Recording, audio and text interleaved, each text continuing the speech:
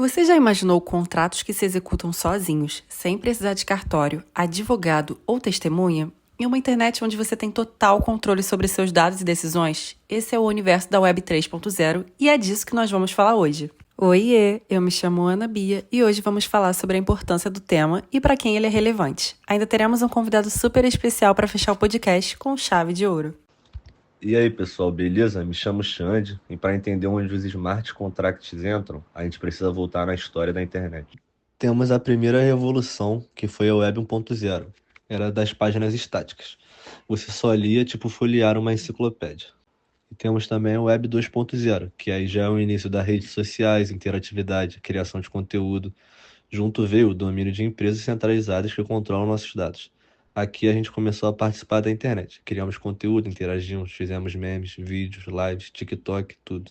E temos também o Web 2.0, que aí já é o início das redes sociais, interatividade, criação de conteúdo. Junto veio o domínio de empresas centralizadas que controlam nossos dados. Aqui a gente começou a participar da internet. Criamos conteúdo, interagimos, fizemos memes, vídeos, lives, TikTok, tudo. E a atual, que é a Web 3.0, que é a revolução. Agora o foco é descentralização, privacidade e autonomia. A gente volta a ter controle sobre os nossos dados, nosso dinheiro e nossas ações. Um exemplo de 3.0 que tem a ver com o que estamos abordando é a Ethereum, que é uma plataforma blockchain descentralizada que permite a criação de contratos inteligentes e aplicativos descentralizados, onde os usuários interagem diretamente com os contratos, sem intermediários, com bancos ou governos. Bom, vamos lá. Meu nome é Ian. Eu vou falar um pouquinho sobre a parte dos smart contracts, né? Contextualizar para vocês. Então vamos lá. O smart contracts, ele é nada mais nada menos do que um tipo de contrato digital, né, programado para se auto-executar. Então, ele recebe as determinadas condições, né, que ele vai ser atendido, né? E aí eles funcionam dentro de uma blockchain, tá? Como a Ethereum, né, como o próprio Bitcoin.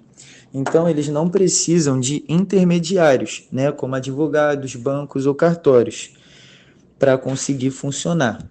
Então, eu vou passar para vocês, para ficar um pouco mais fácil de entender e imaginar como funcionaria no atual cenário, né, que a gente vive. Eu vou dar algum exemplo mais prático do dia a dia. Então vamos lá, vamos imaginar que a gente é um proprietário, né, de um imóvel e a gente vai alugar esse imóvel. Então a gente precisa definir regras, valores, prazos, né, precisa montar toda uma estrutura de contrato, de termos para serem assinados e serem validados, né, seja por cartório, pelo banco, né, e por alguma administradora que às vezes tem, como por exemplo as imobiliárias, certo? Já com o smart contract, a gente teria todas essas regras escritas em códigos e o contrato ele só seria executado, tá? E as condições iam ser cumpridas de acordo com aqueles códigos, né? De acordo com o código do smart contract. Fala, gente. Meu nome é Bernardo e hoje eu vim aqui com 2 exemplos práticos para a gente entender melhor esse assunto aí. Vamos lá. A gente está falando sobre uma empresa de logística que pode usar um smart contract desse para pagar um caminhoneiro assim que ele confirmar a entrega via GPS. Nada de esperar gerente, aprovação, nem papelada de ninguém, entendeu? Outro exemplo que a gente pode pegar é no aluguel de imóveis. Por exemplo, você aluga um imóvel e existe um contrato inteligente que recebe esse pagamento em criptomoeda e só libera a chave digital quando o valor cair, entendeu? Sem fiador, sem imobiliária, sem intermediador. Muito mais fácil, né? Fala pessoal, hoje trouxemos um convidado muito importante que vai agregar aqui no nosso podcast, né? O nome dele é Leal, ele reside em Macaé, mas faz trabalhos afora, uns trabalhos muito importantes, certo? E não vou ficar me prolongando muito, vou deixar ele falar mais um pouquinho sobre ele, sobre a vida dele, sobre o trabalho dele. Fala aí, Leal, o que você veio aí para agregar mais informações? Se apresenta, fala aí um pouco. Opa, então é isso, né? Me chamo Pedro Leal, tenho 29 anos, já trabalho aí com tecnologia já tem um tempo. E nesse meu tempo, né, eu trabalhei com audiovisual, produção de 3D, né, cheguei a produzir realidade aumentada, realidade virtual também, né, peças aí para eventos em loco. Tive minha própria produtora junto com alguns sócios. E depois disso trabalhei numa startup que recebeu o investimento do fundo Sandbox de Web3. E agora eu trabalho junto com a Meta no ecossistema de anúncios e também agora de AI generativa, né? Principalmente como facilitador, né? Trazendo uma simplificação para essa grande complexidade que é o mundo da tecnologia, que está sempre avançando muito rápido. Então, eu sou comunicador de tecnologia também, e eu acho que meu dever principal é conseguir fazer isso, né? Mastigar aí um pouco o que acontece para que todo mundo consiga consumir também. Então é isso, ele se apresentou, falou um pouquinho sobre ele, sobre a trajetória dele. Mas vamos ao que interessa, né? Vamos lá, fazer umas perguntas aqui. Vamos começar. Pergunta 1. O que é para você a Web3 e quais avanços você ainda espera que aconteça no mundo? Bom, para mim, a Web3 é um novo paradigma da internet em que as pessoas têm mais controle sobre os seus dados e que, na verdade, é mais transparente por ser descentralizado e aberto à investigação ali de qualquer pessoa. Ao mesmo tempo, isso tem também lados, né, a serem questionados, que a gente tem que pensar bastante como que a gente vai pensar a nossa própria privacidade no mundo onde todas as transações são registradas em rede, né? Mas eu acredito que vai ter um papel muito grande em como os governos se organizam. Acho que muitos processos podem ser substituídos por tecnologias que têm a ver aí com Web3, como, por exemplo, os smart contracts, né? Vejo isso como solução até a longo prazo, né, para um governo digital que funciona com base em dados e consegue de forma mais eficiente direcionar os recursos. Então vejo muitos avanços assim no campo realmente das políticas públicas e, claro, vejo também uma segurança assim maior, né, no mundo em que isso é onipresente. Uma segurança financeira, uma segurança até mesmo física, né? Se isso acontecer. Mas é claro, como a gente é ser humano, a gente vai querer testar os limites de tudo. Então, eu acredito que a gente vai caminhar por lados bons, mas temos que pensar também as consequências desse caminho. Pergunta 2. Qual o impacto dessa tecnologia em setores como saúde, finança e governança? Isso muda o comportamento de nós, usuários comuns? Eu acredito que na saúde, né, a gente pode ter aplicações que registram, né, nossos dados biométricos e, a partir disso, monta ali perfis de saúde que vão ajudar aí na contenção, por exemplo, de doenças, né, e proliferação de vírus e tudo mais. A gente pode, talvez, conseguir identificar esse tipo de perigo muito mais cedo, né, porque a gente vai ter uma rede interligada em que esses dados estão acessíveis para as entidades, né, responsáveis por conter esses perigos. Então, na saúde, eu vejo que tem a possibilidade ali de ter um grande avanço. No mundo das finanças, eu acho que já é mais até real, né, do que um futuro. Eu acredito que já tenham iniciativas, assim, até no Brasil, como o Drex, né, que tentam trazer um novo tipo de organização financeira para o governo. Então, acredito que já esteja até mais presente. Acho que vale a pena aí todo mundo que seja interessado no assunto pesquisar aí as iniciativas que o governo brasileiro e também outras entidades aqui no Brasil vem tendo nesse campo. Sobre governança, eu acho que até na primeira pergunta já falei um pouco sobre, né? Acredito que possa trazer mais segurança jurídica, financeira e física também, né? Que esse monitoramento pode trazer, né? Essa transparência, né? Essa abertura ali das transações.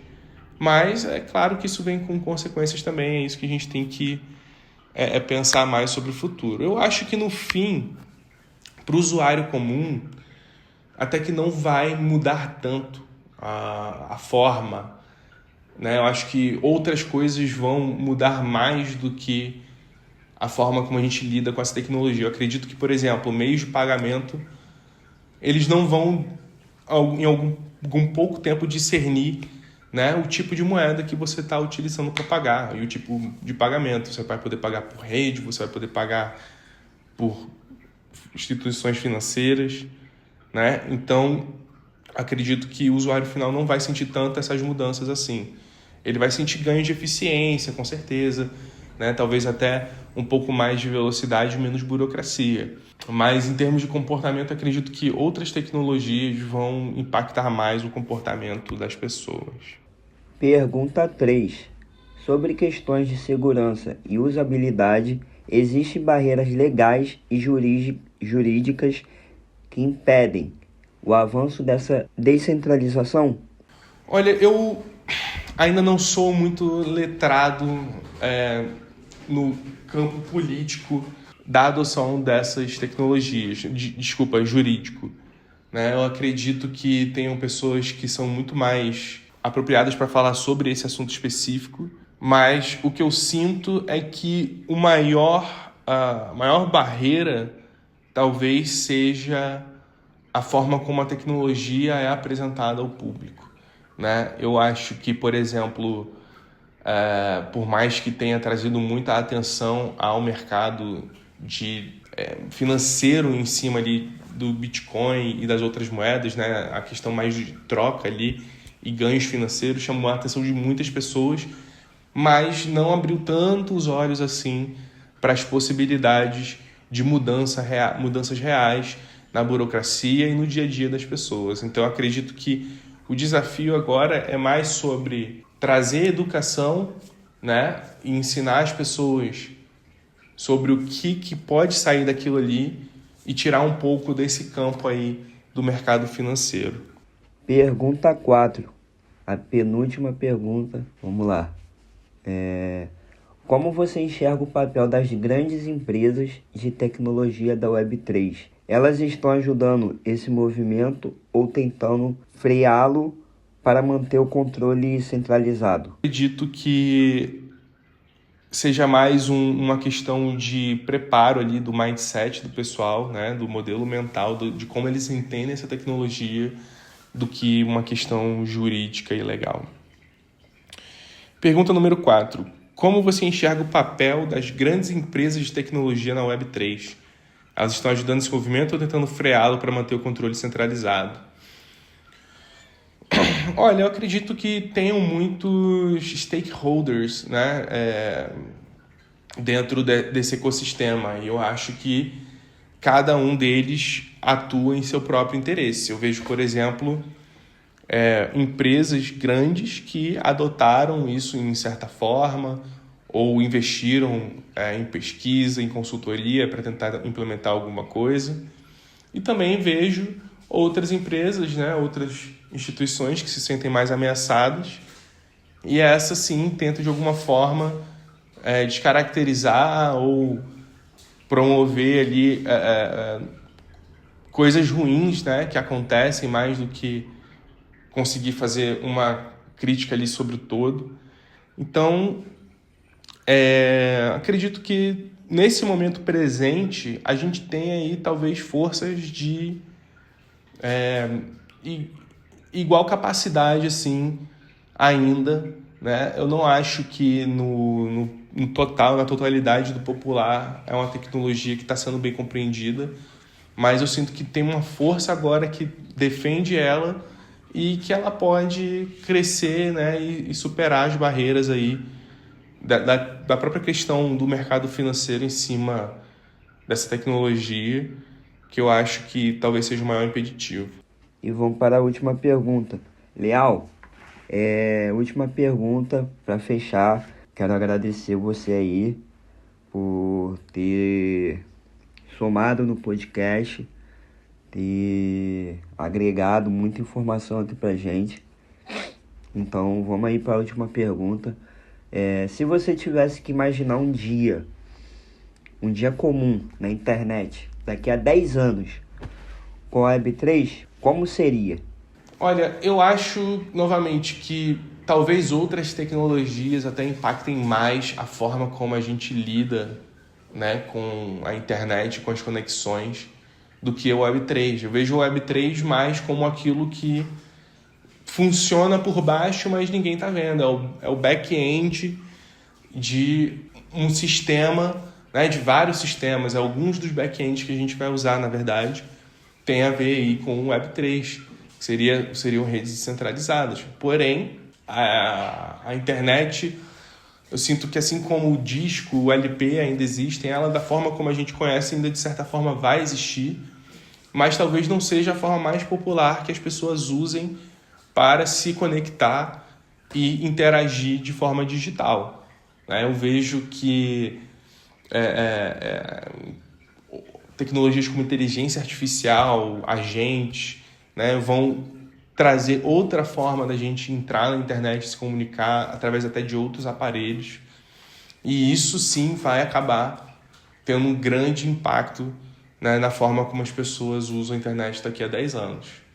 Agora, acredito também que muitos desses sistemas por baixo, né, vão ser redes descentralizadas que vão permitir ali agentes atuarem dentro dela e desburocratizar, né, ou reburocratizar muitas das coisas que a gente tem agora, dos sistemas que a gente tem e de sistemas futuros que a gente ainda nem imagina, né, que a gente consegue até sonhar alguns deles, mas a gente fica sempre na dúvida, né, o que será que vai ser aceitável? Será que a população vai aceitar esse tipo de interação, né, esse tipo de rastreamento? Então são questões que ficam aí para a gente ficar pensando. Então é isso, pessoal. Chegou aqui na última pergunta, o Léo conseguiu destrinchar, conseguiu entregar as respostas corretas, né? Umas respostas bem estruturadas, né? Eu acho que foi um aprendizado muito importante pra gente, com essas informações que ele veio agregando, e só informação braba. Então, Léo, muito obrigado por ter colado junto aqui no podcast com nós, né? E é isso. Então, eu quero saber o que vocês estão achando do nosso primeiro EP. Vamos trazer cada vez mais bate-papo sobre tecnologia, inovações e muito mais. E o melhor, a cada EP teremos um convidado especial da área. Gostou?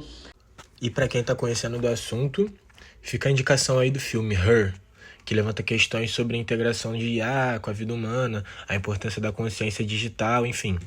E o documentário The Social Dilemma também, que mostra a importância da autonomia digital, que é uma das motivações para a Web 3.0, né? Curte e compartilha com seus amigos, familiares.